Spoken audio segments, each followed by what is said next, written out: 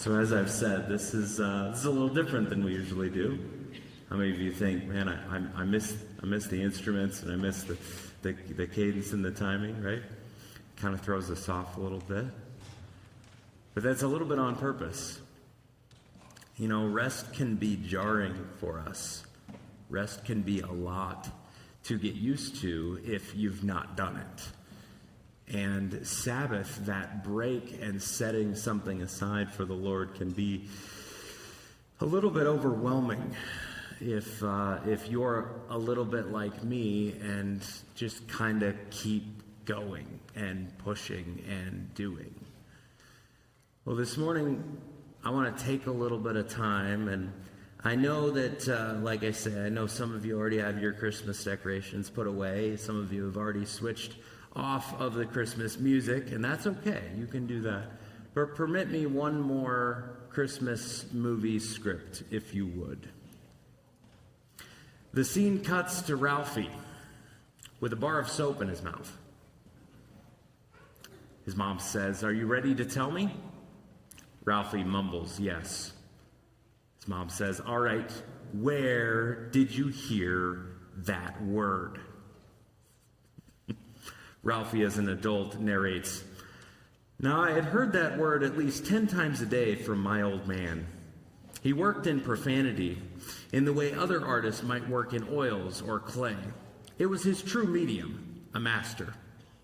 But I chickened out and said the first name that came to mind, Schwartz." His mom says, "Oh, I see," and puts the soap back in Ralphie's mouth. Now, the movie I just quoted from is a Christmas movie that has a strange blend of nostalgia, humor, and irreverence. Not necessarily something I would commend to you to watch or recommend that you watch, but many of you have seen it. And dads and grandpas, I have to say that I hope that you will leave a legacy with your kids and your grandkids in a different medium than Ralphie's dad did. We'll pray that the art and medium that your progeny remember you for is not the same as Ralphie's dad, that he worked in profanity in the way other artists might work in oils or clay. It was his true medium. But that word, profanity, has a root word of what? Profane, right? Profane. And that's a really interesting word when we think this morning about Sabbath Sunday. When we think about the Sabbath, one of the commands that is given to us is to not profane the Sabbath. Now, the trouble is that we don't always know what that means. Not speaking profanity on the Sabbath is a good goal, but that's not really the point of what it is to not profane the Sabbath. Profanity is profaning applied to language. But what I want to think about this morning is the way that we sometimes treat what God has given as a holy, good, and sacred gift as if it were not that. That would be closer to the definition of what it is to profane something. To profane something would be to treat it as if it were the same as everything else, when it is really intended to be set apart, holy, looked at with a different eye. When we think about this word in the Latin, some of you thought, "Oh, that's what I got up this morning for, to hear Latin phrases." Pro and fanis means before or outside, fanis being the temple. So something that would be outside the temple, something that would be considered not holy because it is outside of the temple. But in Hebrew and Greek, it's the idea of taking something that is set apart and treating it as if it were not. And this morning I want to talk about it, and I don't want us to get our hearts and our minds jumbled up too much. I'm not telling us, when we do a Sabbath Sunday, I'm not telling us, okay, you need to, not enjoy a TV program, not even take a hike because that would be work. That's not what I'm saying. That's not where I'm going. I'm wanting us to understand the gift that God has given to us in giving us the Sabbath. The grace and the goodness that he is actually bestowing on us in saying, set one day apart, or even a portion of one day apart. Set it apart so that you would experience actually the grace that I intend for you to experience in those moments. We live such busy lives, many of us. Some of us wish our lives were more busy. Some of us wish our lives had more in them. But I think if I were to take a straw poll and ask you, do you wish that you would set aside more time for certain things in your life? Right? And as you think about this new year, you're maybe already thinking about some of those things, some of the goals that you have. Now, out there are some goal setters. And out there are, no, my only goal is to survive this next year. I'm not making any New Year's resolutions. I'm not setting any goals. My goal is to live through this next year. That's my goal, right? And again, no matter where you are on that spectrum, no matter where you are in light of that, there's things that all of us would say, boy, I wish I could set aside more time to do this, right? And I find that really interesting that language is the same language that the Bible uses when it says set apart. As we look even at God's command for the Sabbath in Exodus, remember the Sabbath day to keep it holy. Exodus 20, verse 8. Remember the Sabbath day to keep it holy. 6 days you shall labor, do all your work. The seventh day is a Sabbath to the Lord your God. On it you shall not do any work, you or your son or your daughter, your male servant or your female servant, your livestock, or the sojourner within your gates. For in 6 days the Lord made heaven and earth and all that is in them, and he rested on the seventh day. And therefore the Lord blessed the Sabbath day and made it holy. One of the troubles that we have is that sometimes we hear the word holy and we automatically put a definition together for it. Does anybody else do that? Here's what I'm afraid that our definition that we come up with right away when we think of the word holy. Holy equals boring and plain. And then we hear the other word of that this is a command, and we think and we fill in a definition and we say it's a burden and it's restrictive. I find that my mind and my heart automatically does that unless I fight against it.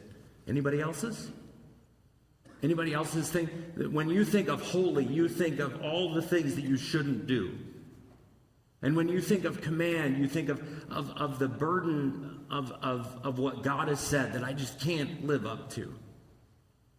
And those are biblical to an extent, but I think it's only one side of the coin. And I think we input those definitions, and then we work and think that that's all there is. How about this? Holy. How about this for definition? Pure and good and beautiful. What if we were to change our definition of holy to fit, I think, more what the Bible actually says? Because when we talk about God being holy, do we think of him as boring and plain? God is the opposite of boring. He's overwhelmingly fascinating. He's overwhelmingly good and beautiful. So again, when we think of what it is to say something set apart or holy, we often think, when we think of the Sabbath, or we think, oh, well, I guess we don't get to do anything fun. We don't get to do anything worthwhile. And I think that's exactly the opposite of what God is saying. Set it apart so that it would be good and beautiful and overwhelming and fascinating. Sometimes when we think, oh, we need to set that aside for God, that means that we set it aside for zero fun. Well, we need to work on our definitions, don't we? Well, what about this idea of command? It's commanded, right? How do we define command? When we think about God's commands, what do we think about? A burden? A restriction? Does God restrain us by what he commands us? Yes, he does. And praise the Lord, he does. Because it's actually for our good. It's actually for our benefit. But when we think about his command as only burdensome or only restrictive, we only see half the story. What God gives us when he gives us a command is his desire and an invitation to relationship. Is that at its core restrictive or burdensome? No, it's the invitation into a relationship with the God of the universe, who is not boring and is overwhelmingly good and fascinating. So when we think about the command, maybe the command to Sabbath, or maybe you're thinking of another command that he has given to you about what it is to be holy in this life, if your definitions are only about what it restricts you from, or what it keeps you from, or that is boring or kills fun in your life, you have missed what God is actually up to in giving those commands. The only restriction he is giving is that which protects you from yourself, right? And he invites you into what is actually freedom. We're going to get into this as we jump into the book of Galatians, right? This coming year. But when we think about what God does in handing us something like the Sabbath, we have to understand that his goal, his desire, the point is him actually giving us a good gift. I want you to think about this. And I talk about profaning and treating something that is set apart as if it were not. What if I did that with my wife? Right? She has a relationship with me that is different and special, different than anybody else in this room with me, right? Well, what if I treated it as if that relationship were like any other relationship with any other person? What if I treated her like she was any other person? What would you say to that? What would she say to that? Would you like to say something? No.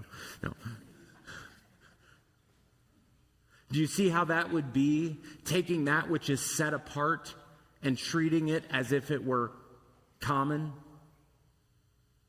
And there would be something wrong with that. What if I said that to my kids? Sorry, kids, I don't have any time to play with you because I'm treating every other kid in the world like they were my kids. They would have something to say about that, and rightly so. So do you see the connection here? The setting something aside is not setting it aside so that it would be boring or common. It's setting it aside so that it would actually be full of wonder and grace and goodness and the gift that God has given to us. And what this does is, if we actually understand this, I think it helps us to see how life itself can be reset. You look at this next year and you think about all the things that you maybe want to see come out of this year. How is that going to happen? How is the change that you really want to see happen this year going to happen? I don't know about you, but coming to the end of this year, my reserve for oomph and go get 'em is pretty empty. Anybody else? Anybody else feel that? Maybe you are an incredibly driven person, and I love that. There's a kids ministry that I know that needs some. No.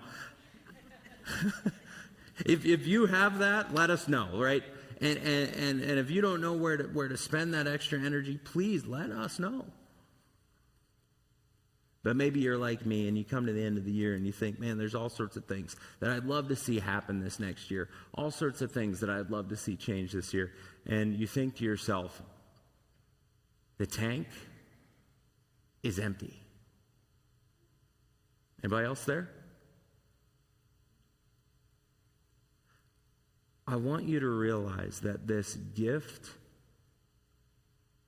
of Sabbath is for you. And you might think to yourself, but if I stop, everything won't get done. If I stop, I'll lose all the momentum that I had. If I pause right now, the spinning plates will all come crashing down. And God is saying to you, yes. Yeah. And God is saying, I'm actually going to make something better out of the broken plates on the floor than you ever could have by keeping them spinning. That comes right in the middle of what it is to trust God, doesn't it? To trust Him that He can actually use that which you fear the most happening to do what He most intends to get done. That is the way that God actually works. And it shows itself in the way that Jesus comes into the scene.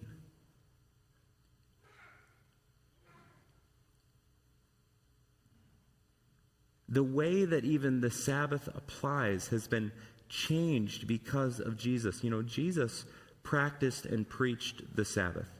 He rejected the way that the experts of his day kept the Sabbath. But he rejected the keeping of the law by the letter and legalistically. And he pointed out that they missed the main point of what the command was about. The perfect life, the sacrificial death, the bodily resurrection of Jesus changed everything. It literally reset our calendar.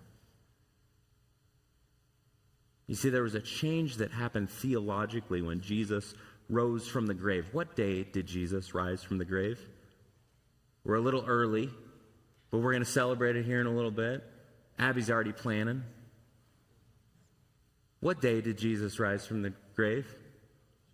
Easter. Easter what? Easter Sunday. That's interesting. And in so doing, I think he shifts the Sabbath, which for Jewish people would have been on what day? Saturday. In a lot of ways, shifting the Lord's Day to the first day of the week. When Jesus rose on Sunday morning, he defeated Satan, sin, and death. He perfectly fulfilled the law. And he reset our theological calendar. And I think instead of working hard for 6 days and then resting, Jesus says, I've accomplished everything there is to accomplish. And so now, you can rest on the first day. The first day of the week. We think of the weekend as Friday, Saturday, Sunday, right? Don't we? But what's the first day of the week? Technically speaking, Sunday.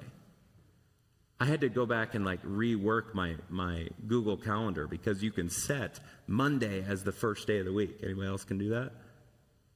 And that's how I use that. Now, that works for me because I take Mondays off.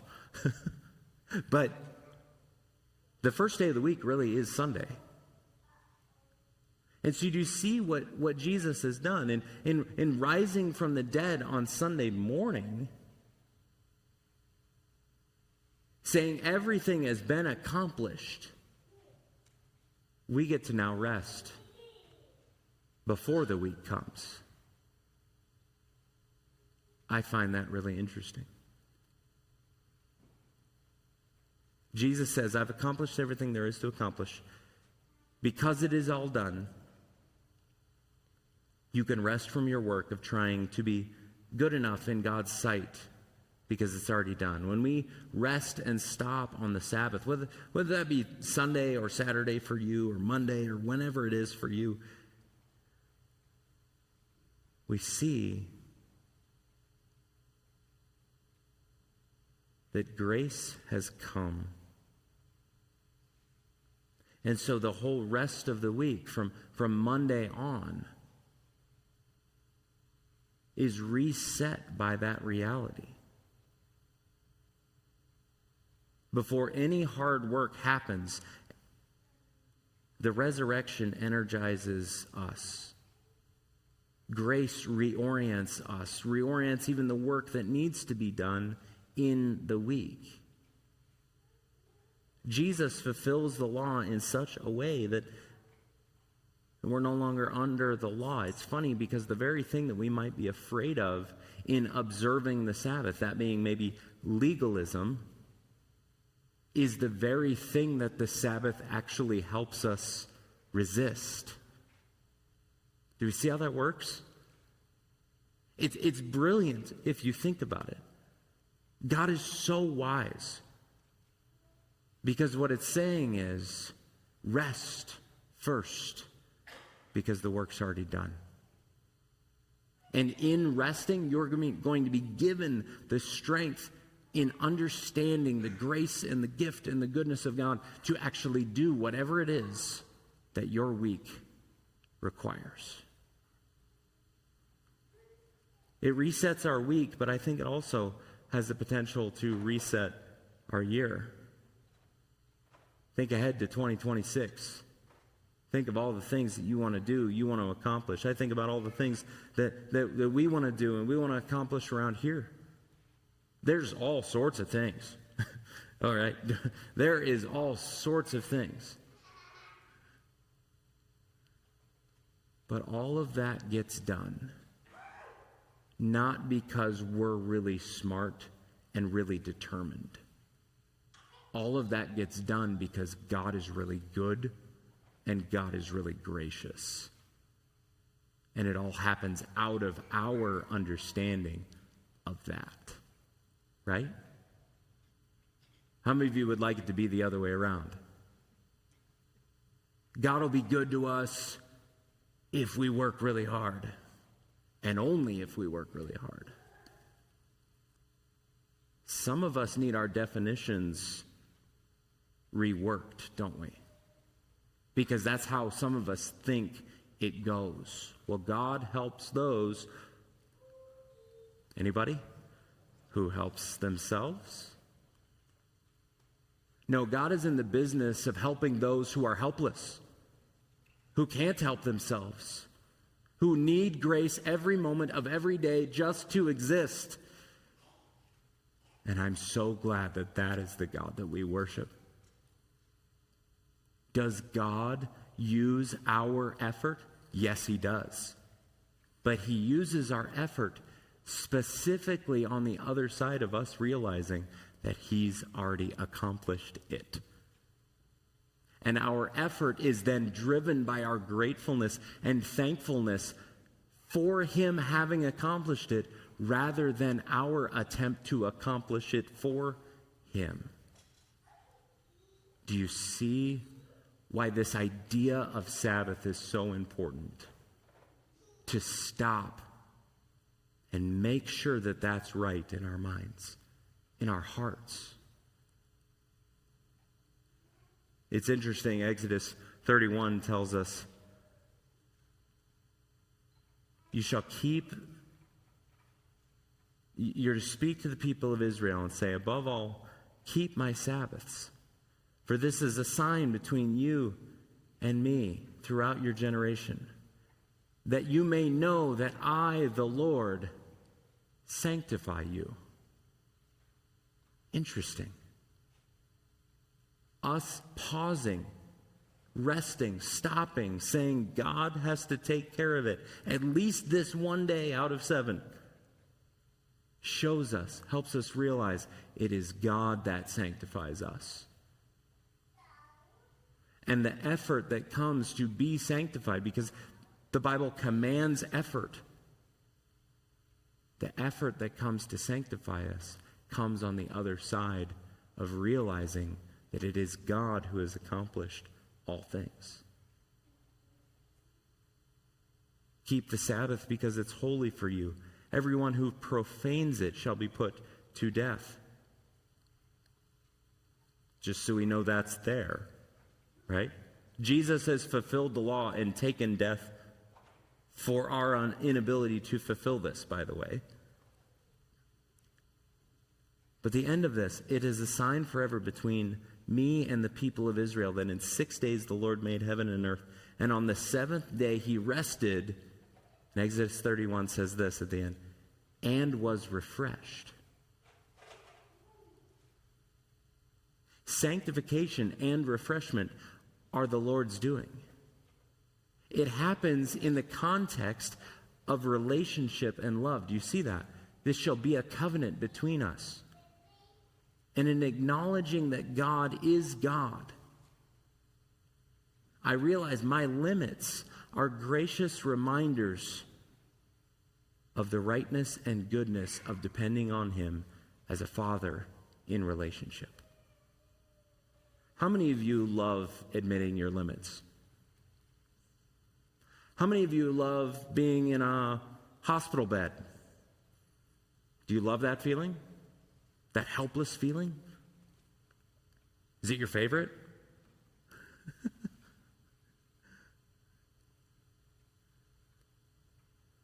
The limits you have, when you come up against them, they are God's gracious reminders that you need Him. That you need Him to do all that you could not do. You need Him to have already accomplished it. And He has. It is a gracious reminder of the goodness and rightness of depending on Him as my Father and on His Son as my Savior. It resets our calendar. It resets our life. It's interesting because it also resets law. I've told you the definition that we have of command a lot of times is burden and restriction, isn't it? Often. We think of command as that. I want you to read through Psalm 119 sometime this year. Sometime this year. It's a long book, a long chapter. The way that the psalmist talks about God's law and command over and over and over and over again, he never calls it a burden. He always calls it a delight. Some of us don't even have a frame of reference for that. Like, I don't know what world this guy lived in, but when I look at God's law, they seem pretty restrictive to me. Unless you understand why God has given the laws that He's given, that they are in fact for your good, that they in fact have more wisdom than you and I could possibly take in, until we realize the fact that Him giving His law is actually a gracious gift to us, we will always resist God's commands. We will always think them to be what they are not. We will always think them to be unfair and frustrating and overwhelming until we understand the heart of the Father who has given them. And when we do that, they become all the easier to obey, don't they? To whatever extent that your heart catches when you hear his command, to that extent, you need to make progress in understanding his heart so that your obedience can come out of joy and gratefulness at him giving you a good gift from a good heart with a goal that's bigger than your or my desires or comfort. Do you see how that works? It's interesting because when we think of the Sabbath, we realize that Jesus perfectly kept the Sabbath. And in doing so, something beautiful happens. When Jesus fulfills the law, he takes the sting out of the law, which used to mean death for us. And when we break it,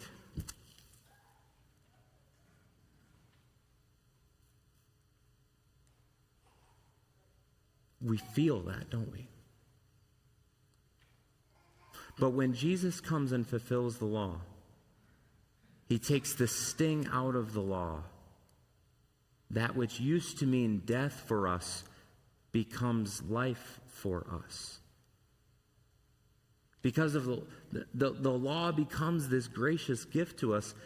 It says you can understand now what God actually wants from you. You can know what pleases him. And that relationship can actually happen. Stated shortly, the law has become grace for those who have trusted Christ. If you hear the law and it condemns you in what you are doing, find first whether or not you have trusted Christ. Because the law is supposed to show you how far you have fallen short so that you might run to Christ. Not your own efforts in fixing it, not your own attempts to make it right again, that you might run to Christ to fix it. And when you do, the law shows you now just how much you have been loved because Christ has fulfilled it completely. So, when you think about this, I know I've thrown a lot at you. Okay? And every Sabbath Sunday, we are not going to necessarily come back to the command for Sabbath, the command to rest. That's not what we'll do each time we come back to it. But we will come back to this idea of stopping and realizing that which we maybe had forgotten. Are there any, if all of your Christmas gatherings are finished, are there any presents usually left under the tree? No, because you remember to open them all. You may have kids or grandkids in the house and be like, hey, Grandma, there's another present back there. Because they know what hasn't been opened, what hasn't been unwrapped, don't they? So do you. I want you to think about what is it this year? What is it this year, looking into the new year, that you might have left under the tree? What is it that you might have left unopened? What gift of God's grace this year have you left unopened? And why? Why have you left it unopened?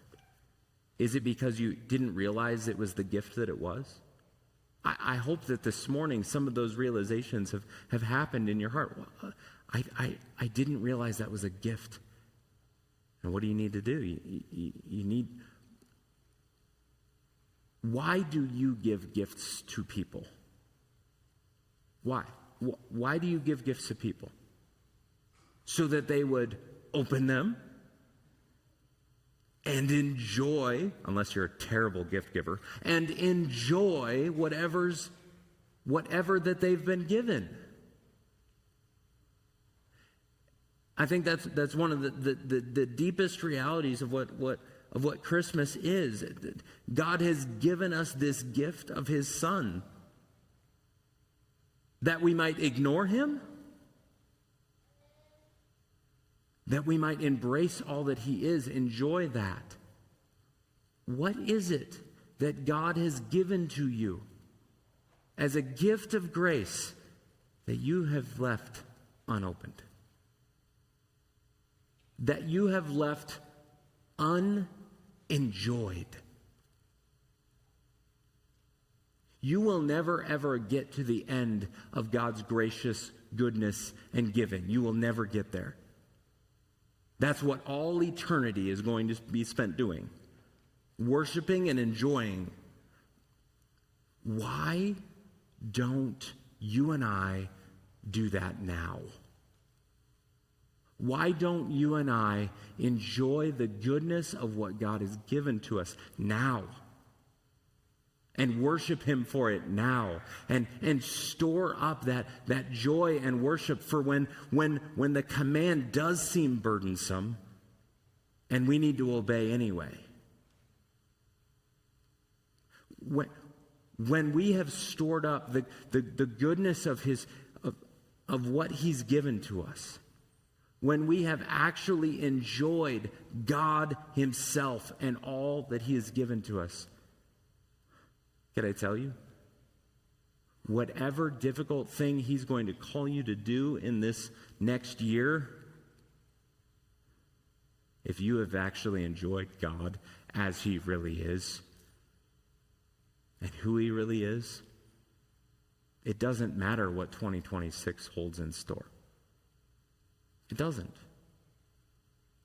Because you will be in a relationship with a good and gracious God and Father, so that no matter what tomorrow brings, no matter what the year brings, you know Him to be good and gracious and generous and bountiful, because you've actually opened the goodness of the gifts that He's given to you. I'm going to invite Abby up, and she's going to help us sing and think about what tomorrow does hold. As we end our Sabbath Sunday, what I want to ring in our ears is how incredibly good God has been to us. And the question in our hearts, have I really worshiped God for how good He's been to me? Have I really enjoyed? I'm not talking what we're going to sing. I'm talking about, have I really enjoyed the goodness of who God is and what He's given to me? Because that'll make the singing easier. But that will make your entire life of worship happen if you can actually treasure what it is that God has given, what He's done, what He's commanded. All the goodness of all of that is wrapped up in you enjoying Him. Does that make sense?